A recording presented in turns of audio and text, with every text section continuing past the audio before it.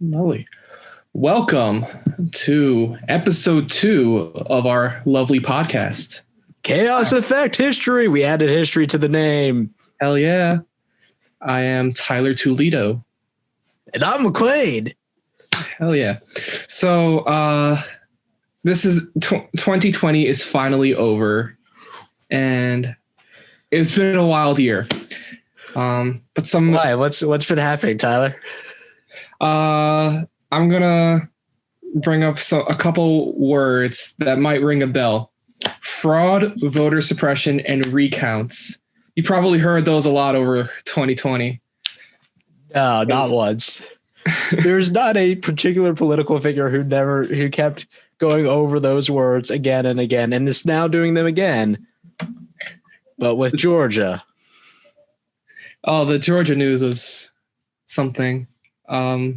To date this podcast episode, we had just recently learned of the recording of President Trump just telling them to find more votes in Georgia, which is something. But this has been a very chaotic, but a very important election in our history. Of course, I can't wait till we've passed this podcast on to like 2 other young film major nerds who are hopefully more diverse than us. And they're going, oh my God, how crazy was this? This was when those 2 old guys were alive still and young. And yeah. Yeah, we've obviously with the coronavirus being a thing, our elections were up in the air. Like, how is this going to go? We're going to have to rely a lot on mail-in ballots, which, totally fine. Mail-in ballots are supposed to be pretty safe. However, it didn't go it did not go very fine. So how does this relate to today's episode? Well, we're going to be talking about another election filled with fraud and voter suppression. That one being the election of 1876. Ooh. Now, the Trump campaign and the Trump and Biden election, a lot of key differences, but all the allegations of fraud, the messiness of the electoral college system, a lot of the lasting effects of the Reconstruction era very, very much play a huge role in today's politics. And we're just gonna get right into the Civil War, which I know you know quite a bit about as a reenactor. Yeah, light reenactor, mostly nerd. My reenacting is like very I kind of started as everything went to shit. But yeah, what I know of the Civil War is politics were probably maybe more divided than they were now. And the issue was like, should we have some people in chattel slavery? Nah. Yeah. And some other people were like, but we should because we're racist. 100%. Yeah. And by the way, to whoever comments, because I know this will happen, the Civil War is about state rights. Why don't you take a step back and shut the fuck up? Because that state right they were fighting over was slavery. I wrote in the script, after the war, the United States needed to rebuild itself and figure out what the hell to do with the South after it broke up and try to be its own nation to protect states' rights to own slaves. If you think the South's goal was anything but slavery, you are factually incorrect. But anyway, good thing South didn't win. Our boys up north carried us to the war and got the W.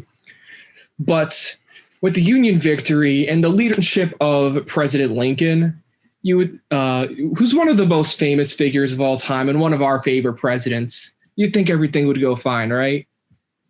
Well, I'd assume. I feel like he went to a play and maybe something happened there. Yeah. But I will say this. He is the only Republican we will simp for on this podcast.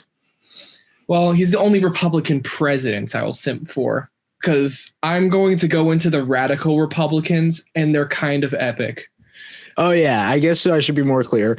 When we're referring to Republicans in this episode, it's not at all the same part. Like I did do a little bit of background on the difference between Republicans and Democrats at the time. Two totally different parties. Yes. I'm sure you'll explain a little bit, but I'll let you take the reins. The party switch is not a key focus of this episode, but to put it into context, right now, up north, very blue, Democrats. Down south, very red, Republicans. Around the 1860s and 1870s, flip-flop, Republican north, Democrat south.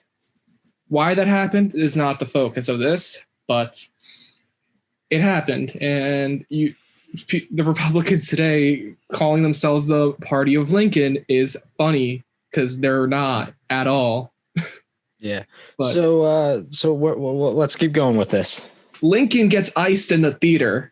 Ooh, yes. And who else do we get but good old Andrew Johnson, who is by far my least favorite president because this guy is an asshole. And there's no getting around that. Didn't he pretty much Lincoln was about to do all this great stuff that would have been really great for the progress of mankind and, freeing slaves and unity in the country. And then he basically undo it all. Okay, so Andrew Johnson is a Democrat from Tennessee who Lincoln appointed as vice president, obviously not expecting to get shot. But the process behind choosing a Democrat like that as his vice president is he's trying to heal the divide in the country. So obviously having somebody from the other side sounds like a good move. Except when that person becomes the president and everything goes to hell. Andrew Johnson is a huge racist, and he's very much lenient with the South following the Civil War and during the Reconstruction era, which is problematic. And the radical Republicans hate that. The radical Republicans in Congress fought for the idea that blacks and whites should be equal, which kind of funny to think about. These people were called radicals, just thinking hey, maybe we should have equal rights. I also point out Andrew Johnson looks like a really old Tucker Carlson. He does. Imagine the North wanting to free the slaves. Now, imagine I can't go on with that one. I can't do a good Tucker Carlson. But the Republicans in Congress are able to get a lot done despite Andrew Johnson's opposition. They overrode his vetoes on things like the 14th Amendment, which is one of the most important amendments in our Constitution, which grants citizenship to all natural-born Americans. So if you were a former slave, you will now have protection under the law. And the Reconstruction Acts also are able to enforce those laws in the South, which obviously they were not very popular over there. But it divided the South into 5 military districts. And the Northern forces occupied the South for quite a bit of time. So in the South, obviously, it's not perfect for Black Americans, but it's getting a lot better, considering just a couple years ago they were slaves. This kind of thing comes back later. The Reconstruction Acts and the military occupation of the South, huge sticking point for things to come. But Black Americans, it's starting to finally look up for them. Of course, Andrew Johnson's Black Codes does not do them any favors. Basically, it's slavery, but you take the word slave and replace it with Negro. And oh boy, Black Codes, not great. And they paved the way for some bad stuff down the lines. But overall, things like the 14th Amendment and the Civil Rights Act of 1866 are all decent steps forward. It's like Reconstruction takes like a bunch of big leaps forward, but also like a bunch of even bigger leaps backwards. It's a really weird period of time in American history. Well, and this one's when I believe things like the Crow, what are they called? The essentially Jim Crow laws. Yes, that comes a little later, and that comes after this election over here. Right. So I think we kind of start seeing some of that manifest when like essentially the language has to change. Well, instead of slavery, we'll just make them be really low wage workers. Right, because in order to like, of course, you have like equal protection under the law, but in order to be truly equal, you need to provide equal economic and political opportunities, which a lot of the radical Republicans would have supported redistribution of land from white plantation owners to give black farmers a place to like rebuild themselves economically. But obviously that was not a popular proposition in the South. But in order to like actually have that equality, you need that kind of economic opportunity, which wasn't really there. But getting into closer to the elections, we have incumbent president Ulysses Grant. And Grant's actually considered running for a third term. He was a two-term president, and obviously that's not a popular decision. So it's just tradition to only run for two terms since George Washington. Right, and could we like kind of talk about that? Because modern, this is something you can't do. It's a two-term limit. The 23rd Amendment, right, which is ratified after FDR wins 4 terms. Which is insane. Another president we, at least I sim for on this podcast. Yeah.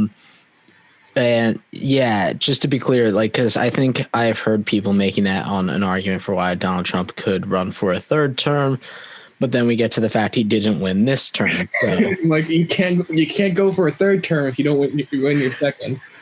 But because of the 23rd Amendments, we do have term limits, which wasn't a thing yet at the time of Grant's presidency, but it was really just tradition to not do it. He decides not to do it for a couple reasons.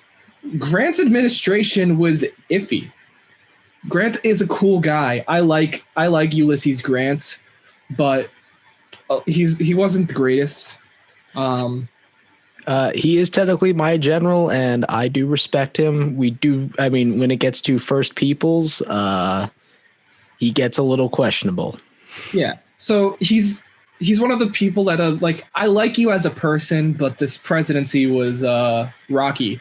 Because not only did we have the Panic of 1873, which is the Great Depression before the 1929 Great Depression, you also have the Grant administration, which is riddled with scandal.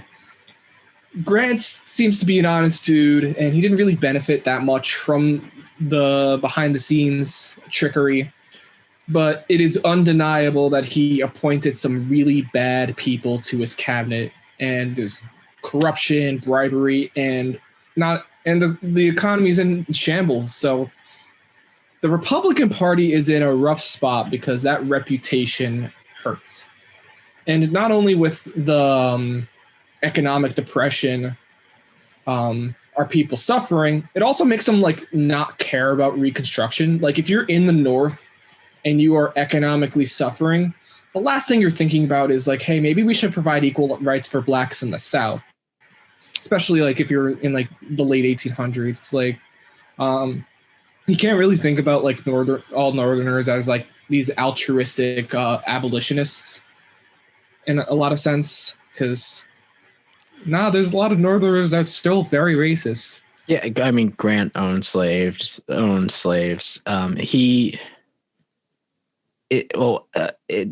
a misconception when I say that. He didn't really own them. He actually freed the slaves, but he was related to people who owned slaves. Grant was a abolitionist. Right. His father owned slaves, and I misspoke there. And Grant's administration gave us the 15th Amendment, which is even more important for the election. because the 15th Amendment states that the rights of citizens of the United States to vote shall not be denied or abridged by the United States or by any state on account of race, color, or previous condition of servitude. Sorry, I'm just going to clarify what I meant. Grant was gifted slaves by his father-in-law and then freed them right away. Mm-hmm. But so like you'll hear that myth that Grant owned slaves. He didn't. His father-in-law did. But it was really common for people in the North to own slaves even. Yeah. But Grant's administration gave us the 15th Amendment. And this means that all black men, sorry, women, you don't get your chance just yet. You still got to wait a couple years for that one. Just to like 1920 or so. Yeah. But all black men, almost all of whom were Republicans, are allowed to vote. Because why? If you're a black person, why are you a Democrat at that time? But the Republican candidates for this election is going to be Rutherford Hayes from Ohio. Hayes has a pretty big reputation and was pretty popular. He was born and raised in Ohio. He went to Kenyon College. He was born in 1822, I believe. And he was a Civil War veteran. He enlisted in the 23rd Ohio Volunteer Infantry and rose to the rank of general by the end of the war. And before the war, he was a lawyer. He practiced law at Harvard, and he defended a lot of fugitive slaves, such as Rosetta Armstrong, to help them win their freedom in the state of Ohio. After the war, he was a congressman briefly, and then he became the governor. So he was governor at the time that he was running for president. But he is facing a very fractured Republican Party. Nobody on the Republican Party is really on the same page, and their reputation is kind of in the gutter from the previous administration. But the promise of having like a lot of new black voters, and the Republicans still very much had a lot of influence. It wasn't that bad, but it's definitely not looking great for him. But on the other side is Samuel Tilden. So I feel like we're gonna get to a point. I'm just gonna ask now: are we dealing with like this guy has some fairly progressive ideas for the 1800s, and the other guy wants to take us back to the Dark Ages type politics, or? No, actually. Okay. Samuel Tilden is from New York, so right. He's still a Democrat, but like he's not like the kind of Southerner, like typical redneck, like racist Southerner that you think about when you think about like this kind of era of not Whistling Dixie. Yeah, he's okay. So he opposed Lincoln's election, and he was in support of a lot of Andrew Johnson's moves, but Tilden isn't really like a stalwart like slavery defender. And a lot of Tilden's reputation lies on his successes against monopolies and corruption. Tilden is pretty popular for fighting corruption in New York. And he was also, so we have a battle of the governors, the governor from Ohio versus the governor from New York. They're not, but these guys aren't really heavy hitters. Like, before I was drawing comparisons to the 2020 election, and when you think of people like Donald Trump, like he's an awful human being, but he has like this like strong personality to him. Like people love Donald Trump, not because of his policies or anything, but they love him as a person. And he says the things we're thinking. Like when he says those racisms, I'm thinking those racisms too. He's not afraid to say how it is. But there goes our two of our 5 listeners. There goes the 2 who liked Trump. Yep. Bye. Yeah, no, these guys aren't like like they have pretty big reputations, but they're not like super popular figures themselves.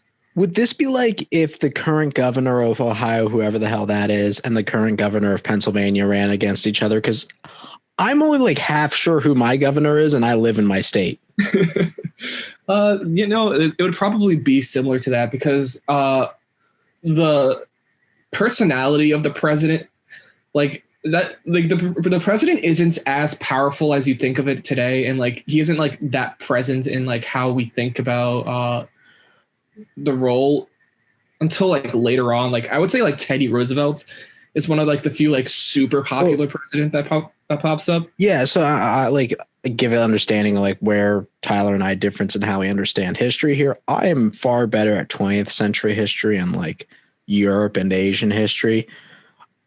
Is this more like, I'm trying to put this in perspective here. At this time, it would be more like your senator or governor mattered a lot more to you as an individual than the president. I would say the Congress has the most power here. Yeah.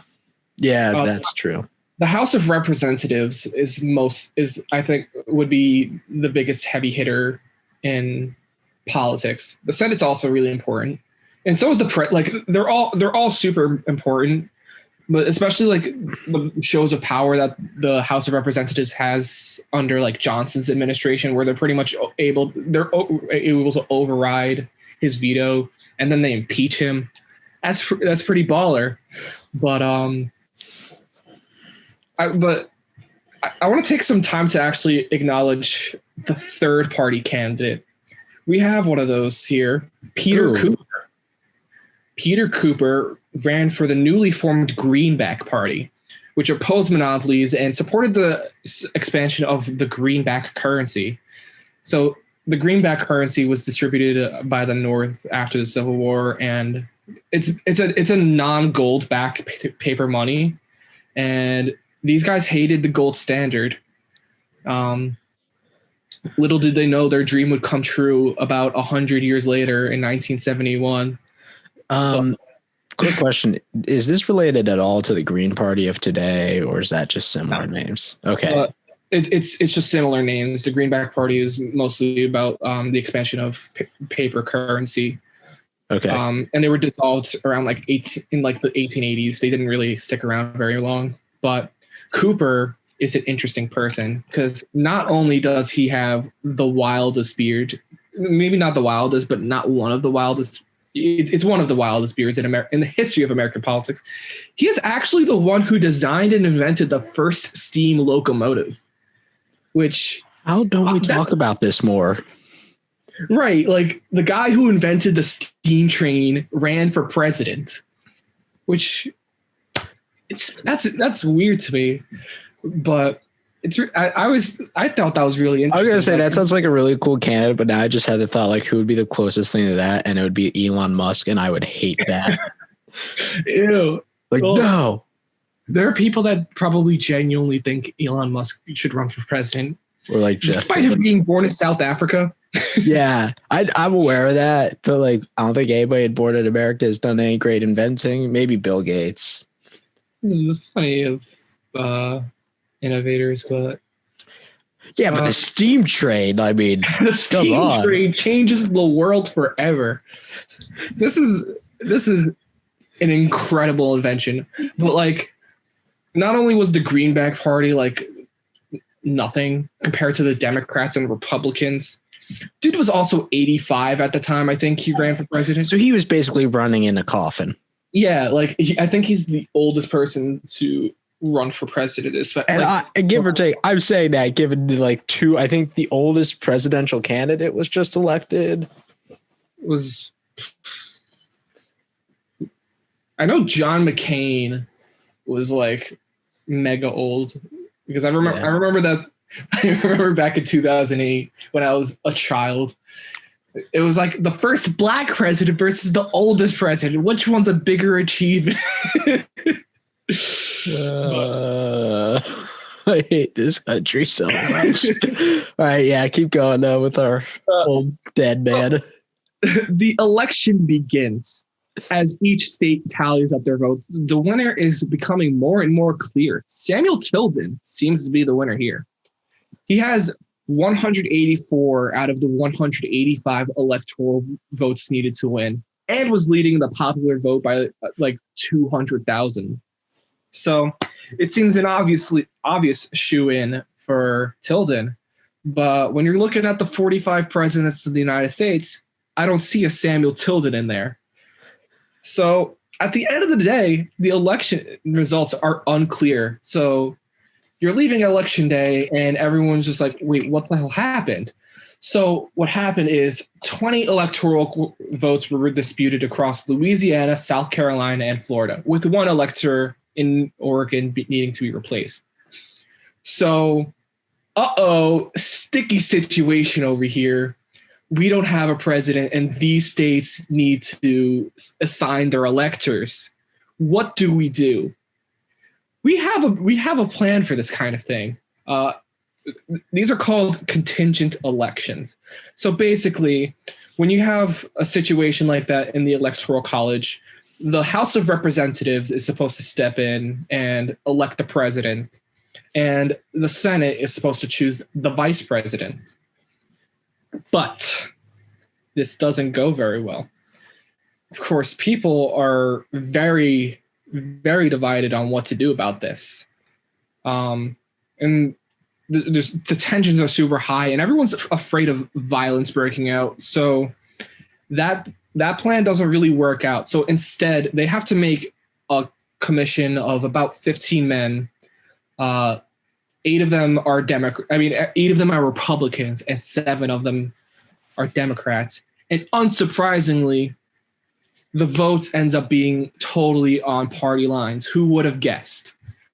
The committee was made of a mixture of people from the House, the Senate, and Supreme Court justices. I think there was 5 House members, 5 Supreme Court justices, and it was like 5 senators. And Samuel Tilden loses on this decision. This 8-7 vote gave Rutherford Hayes the remaining 20 electoral votes. And guess what this total is? What? It is 185 to 184 electoral votes. Hayes wins by a margin of 1 elector. Okay. Despite Tilden still having the plurality of over 200,000. So over 200,000 people voted for Tilden over Hayes, and he lost the Electoral College by 1 vote. It feels like we should. That's your part. It feels like we should be done right now, but I feel like there's gonna be so much more after these next words you're gonna say. Right. Because like your party, we had a blowout win just now. Like in an election, like as far as I'm concerned, we had a pretty clear winner and people are debating it. So how did this go down? It didn't go down well at all.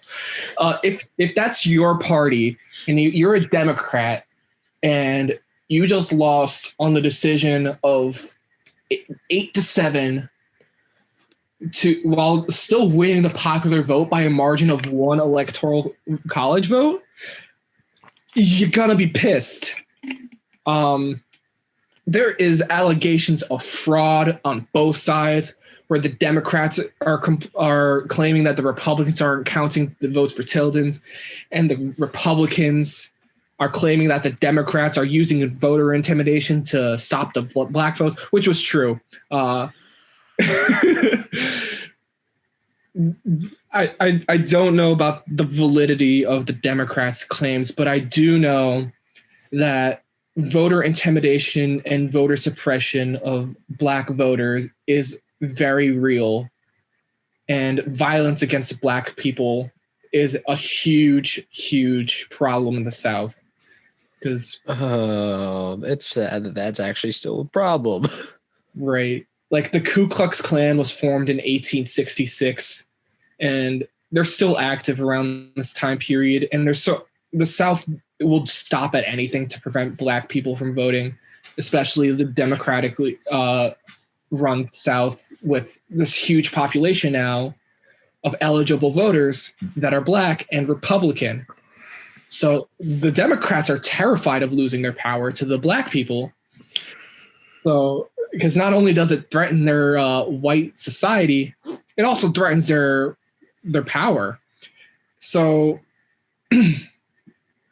of course, the voter intimidation was definitely a real problem, and it only gets worse after that because the compromise. Every history podcast should just be called but wait, it gets worse. But wait, there's more.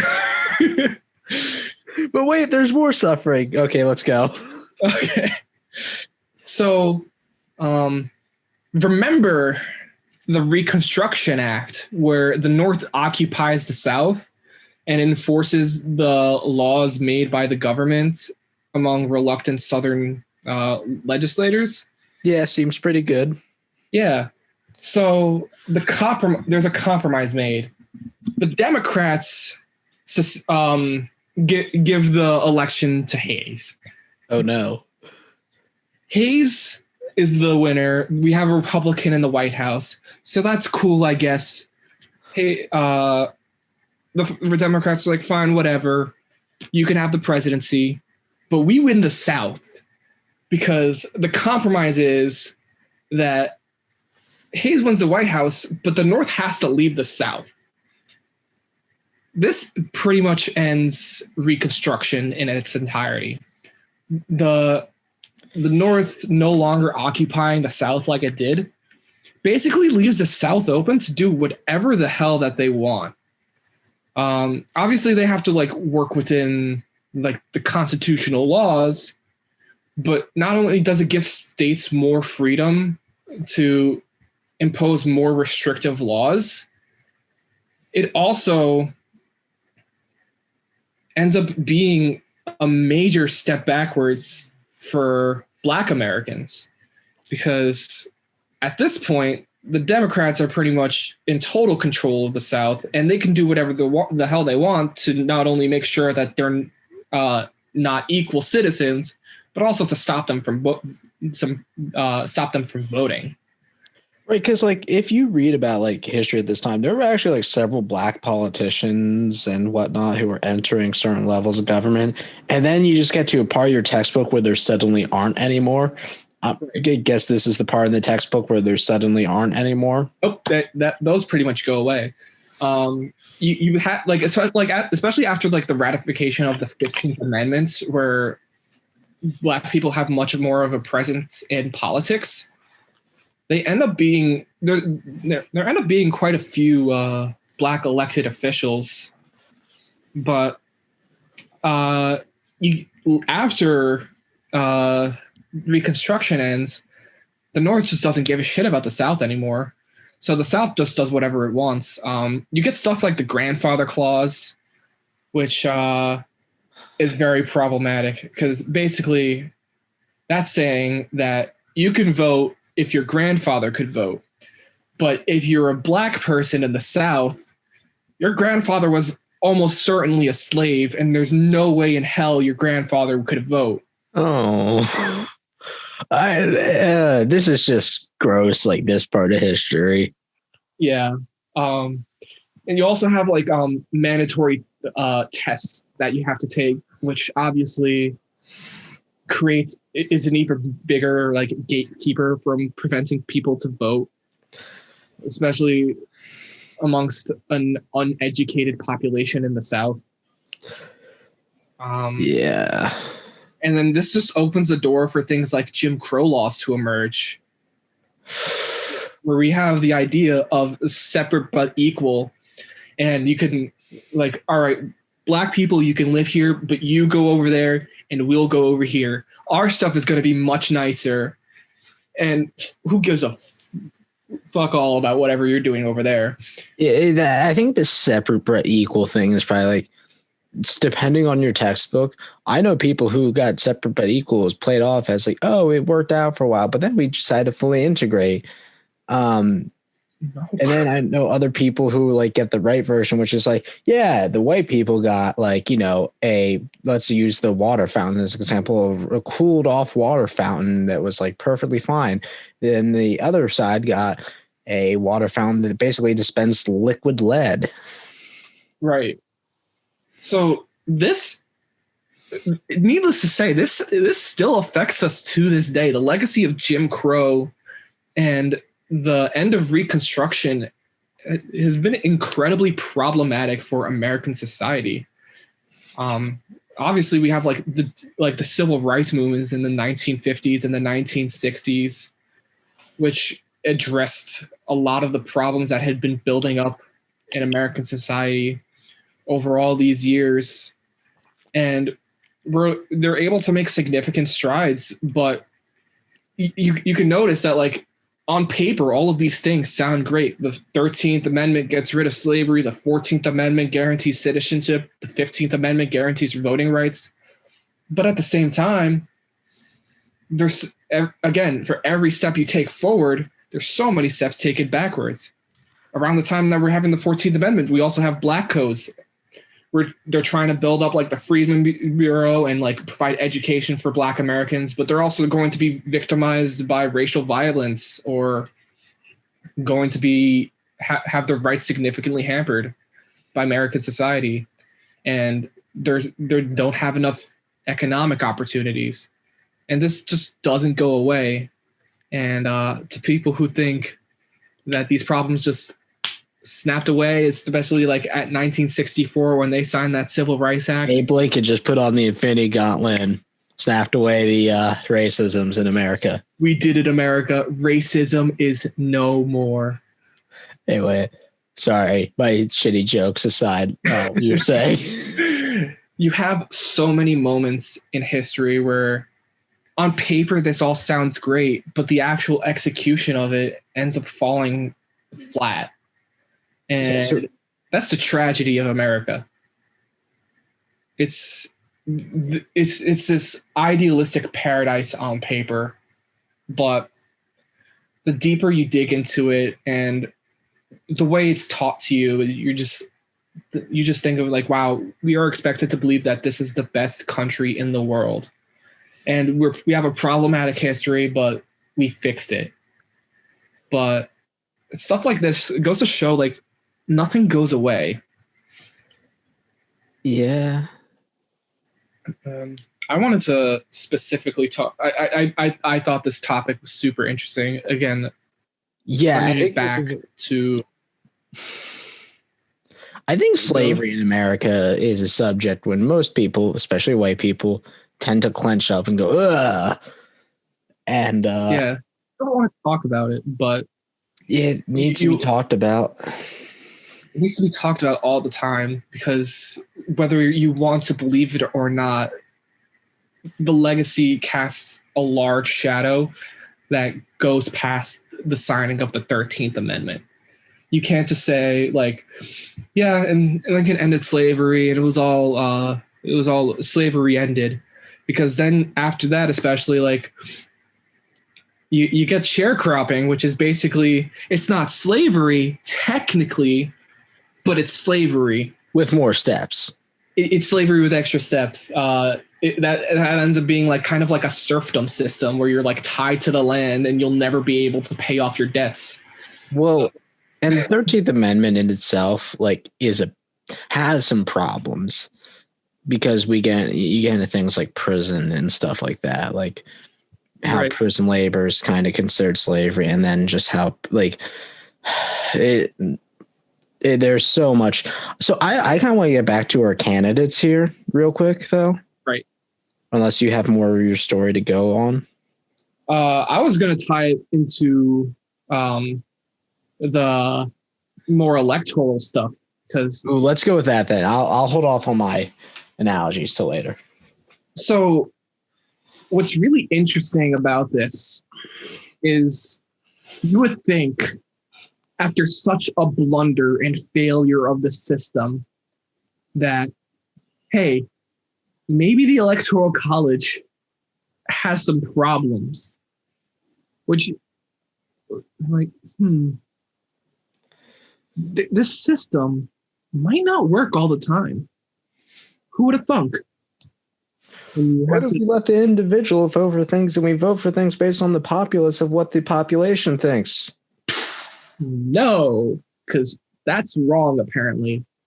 Who would have thought that having people, specifically men only at this time, vote for people to vote for president instead of just voting for president? That's cool and all. And you would think at this point, with how much of an upset that this was for Democrats, that Democrats would be like, hey, this system sucks. This is rigged. But the Democrats lost the White House, but they won the election. Because by keeping the Electoral College, despite losing this bad, nobody's really talking about abolishing the Electoral College, because what the Electoral College does and what inherently it's designed to do is keep the status quo no matter how flawed it is. If you're a Democrat in the South, not only would getting rid of the Electoral College provide more power to the blacks, because like, oh God forbid black people having rights, apparently. But it also, you get into that issue like, well, my state's much less populated than something like New York. Where's my say? And to that I say, I see where you're coming from, but you're wrong. Yeah, what about the minority of people who have a different opinion to you in your state? Right. It's all like, no matter what, like if you live in a rural state and you are afraid that your vote will not count as much, no, your vote counts just as much as somebody who's in the city does. Your one vote counts the same as somebody who lives in New York's vote. Just the same. You're just worried like that the cities obviously would outnumber you in your beliefs. But if that's what the majority of Americans want, that represents the majority of America's needs. So was there ever any question of if this was the right system to go that you could find while looking at this for the Electoral College? I didn't find it. I did not find much like opposition to the system, which is why I brought it up, because like obviously like I'm very opposed to the Electoral College, and especially like in its application recently. But when I was sitting here reading this, and I'm like reading about this election and just like doing so much research, I'm like, this is such an obvious flaw, and everyone just like went with it. Everyone was just like cool with that. I'm sure there's some people like who are opposed to that, and if you listener knows more about that, please, I would love to know more. But the issue on the validity of the Electoral College never came up in my research, and that shocked me. Right. So we want to move into discussion zone here, or do we got more to talk about the story? Or no, the story is pretty much over, but right. Discussion. So we got Cooper, who's my favorite steam engine designing a presidential candidate ever. But so you said, holy crap, I forgot his name, Democrat's name. Samuel Tilden. So Tilden wasn't necessarily what we would consider a normal Democrat at this time, right? Yeah. He's again, like he's a New Yorker. So his interests are more in line with the people of New York. So it's more like business reform and fighting corruption. Mm-hmm. And that's really where most of his energy is spent. But being aligned with the Democratic Party in general comes with that burden of the South pretty much. Right. I also think this is a story about why compromise is really dangerous. Not to say you should never compromise, but like we live in an era where it's like, well, we should try to work with the Republicans or we should try to work with the Democrats. And it's like sometimes consolidating power is more useful than compromising and losing your values, right? Like, Yeah. Like if it's you're talking like how this turned out, this was a compromise that devastates the country, I'm going to say, and will devastate us for a long period of history. Yeah, because sure, Rutherford himself seems like a decent dude. He's very much like he's I don't know if he's like really like a radical Republican, but like he ends up kind of like leaning more towards them. That he's an abolitionist. So he again before his presidency, he's spending a lot of his time like defending fugitive slaves. So by no means do I think like he intended for any of this to happen. But the reality of it is when you have to make compromises, you lost everything you fought for.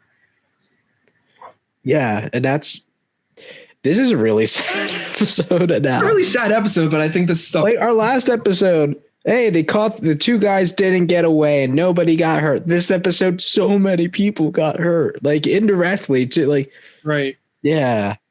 And that's, I'm like still trying to comprehend this a lot in my brain. So, yeah, I mean, also the other thing is too, I feel like we should talk a little bit about party difference too.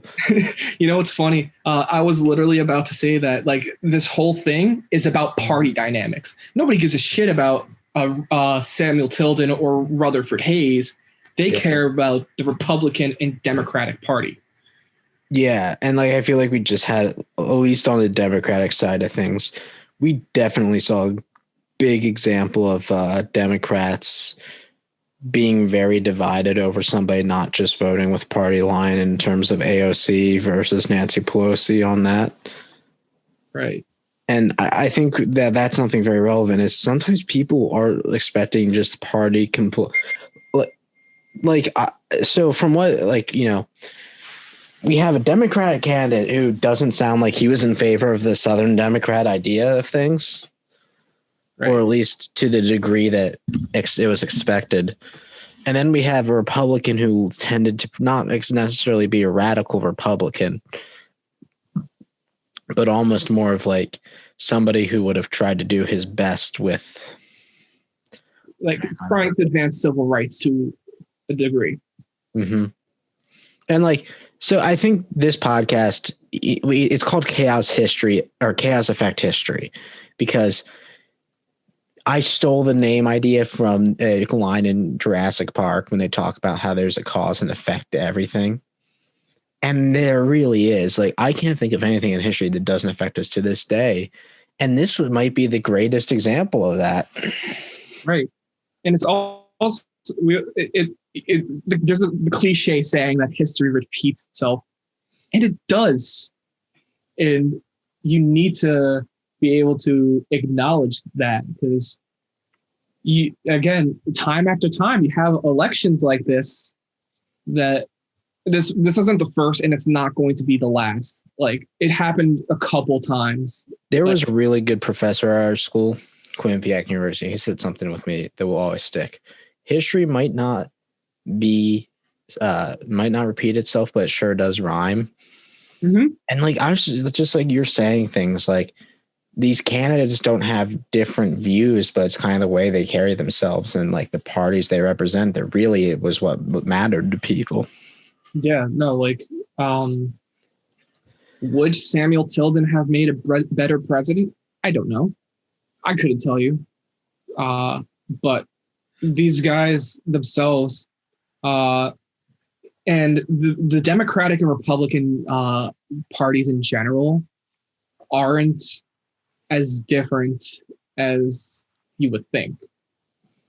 But it's always been about which party can maintain power and because at this time, the Democrats hadn't had the White House in a while, because they had Johnson, who's only president because Lincoln died. But and we also do have Garfield not too long after this, but he dies like 100 days in, I believe. Yeah, Garfield dies early. Yeah. So we might do an episode on that. Yeah. Damn, I feel so bad for my man Garfield. And getting shot isn't the worst part about his death. No, it's actually really that's a very interesting story that should have come up later. But not only the racial and economic dynamics, but the party dynamics of our politics have always played a major role in our history. And the way that everything comes together, the race relations, the economic disparity, and the political bickering, everything comes together in this perfect shitstorm in 1876 and 1877. It's really insane, and we have not recovered from that legacy since. How much of our history is just like us tripping over ourselves and falling on our face like a bunch of idiots? It's just America. Like, we don't even have to talk about world history, because we do a lot of destructive things by accident. Yeah. Sometimes with good intentions that just don't work out. Yeah, I mean, like pure evil. There's the time we did drop 2 sons on a country because it was believed that could be the only option to stop. No, that was just a flex. I gotta be real. Yeah, that it really was, but like, and then you got shit like Vietnam, where you really just shot yourself in the foot to prevent the spread of communism, but then just made the situation worse, and then ended up losing and embarrassing yourself. It's American history is very complicated, and that's why I'm super into it. It's super depressing, and it's mostly not a good time, but like there's so many moments of greatness sprinkled in with moments of tragedy, and reconciling those differences and understanding how that legacy affects our society today is super important. And I think it's something that everybody should be aware of. Right.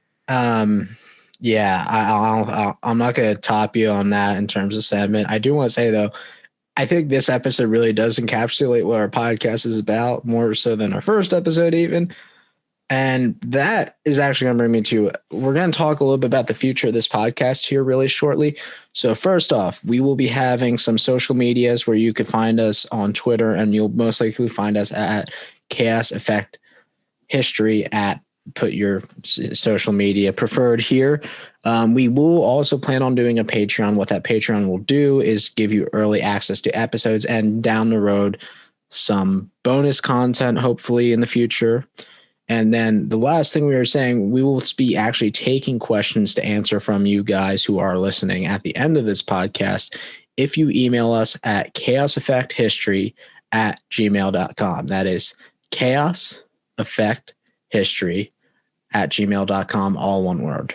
If you have something to add, or if you just want to tell us that we got something wrong and want to correct us, yeah, feel free to reach out, because I'm very open to that kind of I'm not a historian. I don't have, in my opinion, to call yourself a historian, you should have like at least a master's and that's my personal opinion. Hopefully that's in the future, but yeah, I'm history, and yeah. I did a lot of research for this, but obviously I don't know everything. If you're somebody who knows a lot more than we do, reach out. If you're the inventor of the steam engine, hit us. Please reach out if you're the inventor of steam engine. You are the coolest person ever. You might have destroyed the environment and caused a lot of misery inadvertently, but trains are cool. Yeah, I mean, I'm gonna say of like all the horrible things people have invented that cause destruction, that's probably like the least bastardy. I mean, there's the dude who invented chlorine gas. Yeah, I mean, like the railroad is specifically like, yeah, sure. Now you can get across the country, but like the amount of pain caused to build the railroads and stuff, especially like around in America, where you had to like displace Native Americans and then slaughter all their buffalo. I'm just gonna say this: how many of the railroads that existed were built on slave labor too? Yeah. Well, anyway, on that happy note, I will, since we don't have a question from you, the lovely listeners, yet, I have brought a question that I found on TikTok. Tyler, if you could fight any historical figure, who are you fighting? I'm fighting Andrew Johnson on site. He came up quite a bit in this episode, and I have stated that he is my least favorite president. And if I die and go to hell and I find Andrew Johnson, it's over for him. Or even if we go to heaven, it's like, hey, can I ask for one favor before I go through the pearly gates? Andrew Johnson. I think for me, it's a really close call between two utter bastards. One would be D.W. Griffith for making Birth of a Nation and us having to talk about a Klan sympathizer every year in film class that we had talked about film history. That shit hurts because like Birth of the Nation is like this revolutionary film about the Klan. Yeah. And then my second would be King Leopold. And let me tell you, I'm going to do some crap to him that he will never forget. Yeah. King Leopold is a very valid choice. There's a lot of very valid choices, but yeah. Anyway, on that note, we'll see you next week. Every day on Wednesday. Not every day then, just on Wednesdays, once a week. For now, we might have to talk about that. You people are awesome. Goodbye.